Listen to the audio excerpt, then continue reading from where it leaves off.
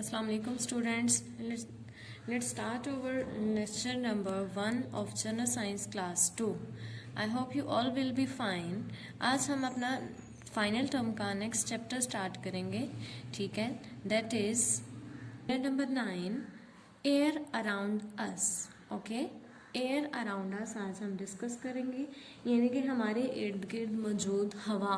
ठीक है, हवा में आपको पता है कि हवा हमारे लिए क्यों ज़रूरी है, इंसानों के ज़िंदा रहने के लिए.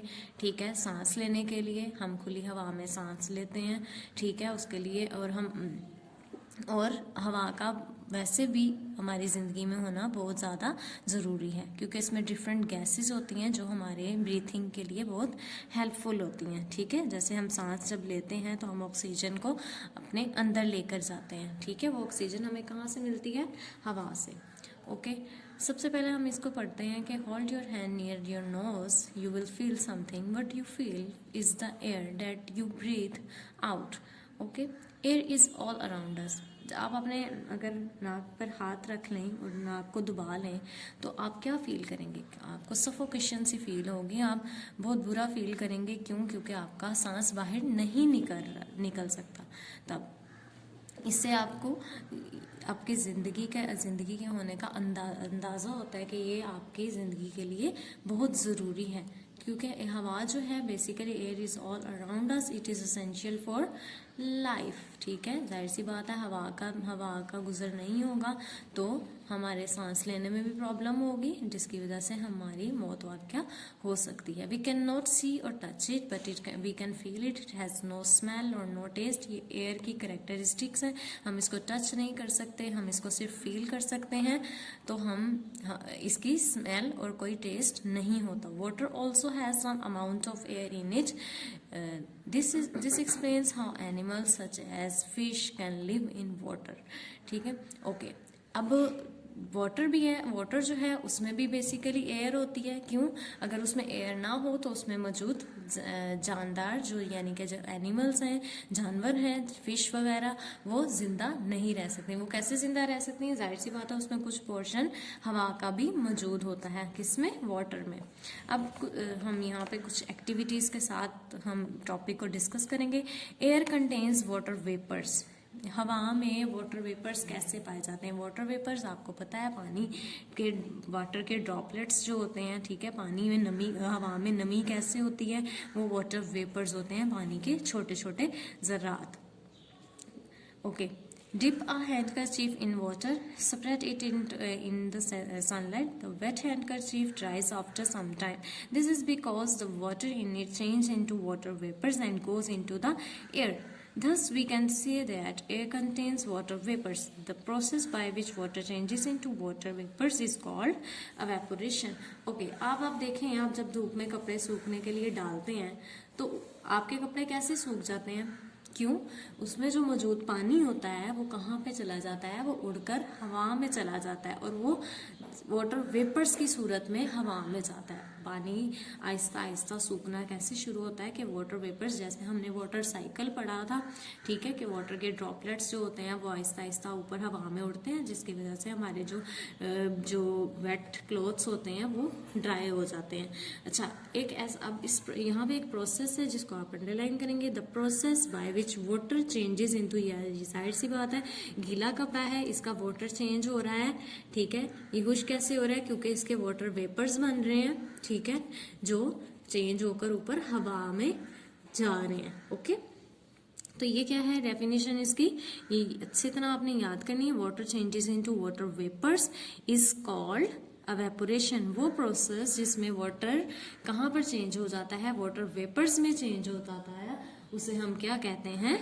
evaporation. Water from ponds, lakes and well also goes into the air as water vapors. और जो हमारे दरियाओं और नदी नालों का पानी जो है या कुओं का पानी है वो क्यों खुश्क हो जाता है? किस वजह से? क्योंकि उसके वाटर वेपर्स जो होते हैं वो हवा में चले जाते हैं. Okay students, come to the next page number 54. Okay students, page number 54 देखें. एक्टिविटी 2 है इसी से रिलेटेड कि हमारे वाटर में, हमारी एयर में वाटर वेपर्स कैसे होते हैं, क्यों होते हैं. ठीक है, drop some ice cubes into glass. clean its outer surface with the cloth and keep the glass on the table. So soon you will notice water droplets on the surface of the glass. This is because the outside air touches the cold surface of the glass.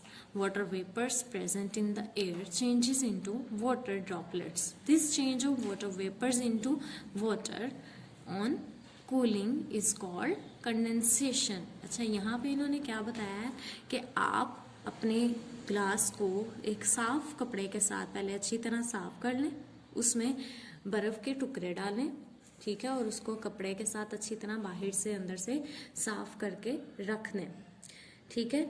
आप notice करेंगे कि पानी के जो कतरे हैं, आपने पानी के अंदर बर्फ़ डाल के मोस्टली देखा होगा, ठीक है। आप अपने घर में भी ये प्रोसेस कर सकते हैं कि जब आप बर्फ़ वाली डालते हैं पानी में या बर्फ़ वाला पानी डालते हैं तो उसके वाटर ड्रॉपलेट्स ग्लास को बाहर से गीला कर देते हैं। ऐसा ही होता है, फील होता है ऐसा, जिसकी वो बेसिकली क्या होता है, वो कूलिंग होती है। वो कूलिंग जो होती है वो ड्रॉपलेट्स में चेंज हो रही होती है। This because when outside air touches the cold surface, क्योंकि अब देखें हमारे पानी ग्लास के बाहर क्या है, हवा है। हवा जब इसको ग्लास को टच करती है तो वो जाहिर सी बात है जो आइस क्यूब्स हैं वो हवा को क्या कर देते हैं, कूल कर देते हैं। वो कूल होने पर किस में चेंज हो जाते हैं, यहाँ पे बारिश के क्या पड़ जाता है, वाटर के ड्रॉप्स पड़ जाते हैं, जिसकी वजह से ग्लास गीला हो जाता है। This is because when outside air touches the cold surface of the glass, water vapours present in the air changes into water droplets. अब हमारी हवा में जो पहले से वाटर वेपर्स मौजूद थे, जब वो कूल चीज़ की तरफ यानी कि ठंडी चीज़ की तरफ पड़ते हैं, यानी कि आइस क्यूब्स को टच करते हैं, तो वो किस में चेंज हो जाते हैं, वाटर ड्रॉपलेट्स में। ओके, तो ये जो चेंज आया है किस वजह से आया है, the change of water vapours into water, क्योंकि हवा में तो ऑलरेडी मौजूद थे वाटर वेपर्स। जब हवा ने ठंडी चीज को टच किया यानी कि आइस क्यूब्स को टच किया तो पानी के कतरे बन गए, यानी कि बाहर से ग्लास गीला होना शुरू हो गया। तो वाटर वेपर्स किस में चेंज हुए हैं, वाटर में, ऑन कूलिंग। क्यों, कूलिंग का क्या सीन है, क्योंकि जाहिर सी बात है हमने उसको ग्लास को बहुत ठंडा किया हुआ था, किसकी वजह से, आइस क्यूब्स की वजह से ये कूलिंग हुई है। इस प्रोसीजर को हम क्या कहते हैं, condensation. The change of water vapours into water on cooling is called condensation. ठीक है, ये आपने साथ साथ डेफिनेशंस भी याद करते जाना है। अब है हमारा third topic, air contains dust particles. Third topic है आपका air contains dust particles. Air contains dust and smoke because dust particles mix with the air.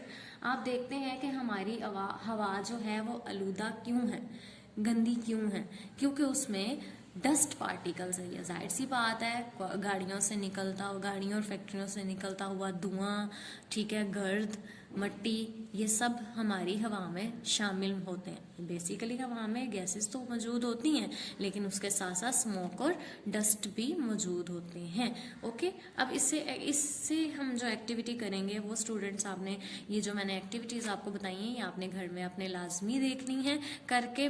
ठीक है, अब एक्टिविटी 3 की तरफ आते हैं। हमें कैसे पता चलेगा कि हवा में डस्ट पार्टिकल्स होते हैं। अब आप इस पिक्चर्स की तरफ देखें, इन पिक्चर की तरफ देखें। क्या आपने कभी ये पिक्चर इस तरह घर में नोटिस की है, अपने रूम में भी? आप देखें कि सारा रूम आप बंद कर दें, ठीक है, अंधेरा कर दें बिल्कुल रूम में, और कहीं एक जगह से, एक कॉर्नर से या कोई विंडो या कुछ भी खोल दें जहाँ से धूप आ रही है। ठीक है, आप देखेंगे कि वहाँ पर जो है वो धूप में या क्या होते हैं, छोटे छोटे डस्ट पार्टिकल्स उड़ रहे होते हैं। ठीक है, बारीक बारीक ज़र्रात जैसे रेशे नुमा, धागे नुमा, वो आप देखेंगे उस रोशनी में पड़ते हुए आपको नजर आएंगे। वो बेसिकली क्या होते हैं, वो डस्ट पार्टिकल्स होते हैं जो हवा में इर्द गिर्द मूव कर रहे होते हैं। ठीक है, वो कहाँ से आते हैं, बेसिकली वो फैक्ट्रीज वगैरह से, ठीक है, कार्स एंड चिमनीज वगैरह जो हमारे भट्टी है जहाँ पे ईंटें बर्तन वगैरह सब बनाए जाते हैं, और बड़ी बड़ी फैक्ट्रियाज हैं जहाँ पे कपड़े वगैरह बनाए जाते हैं, तो ये सब चीज़ें वहाँ से आती हैं। अब इसकी तरफ हम रीडिंग की तरफ आते हैं। देखें, go into dark room and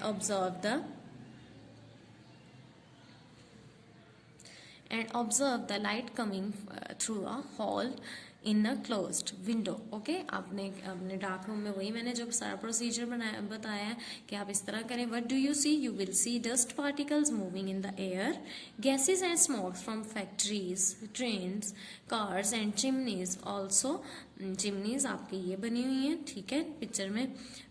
from factories, trains, cars and chimneys also mix with the air, fast blowing wind also has dust particles in it. Okay, बहुत तेज हवा जो होती है जब चल रही होती है तब भी उसमें डस्ट पार्टिकल्स पाए जाते हैं. Dust particles carries disease causing germs that make us sick.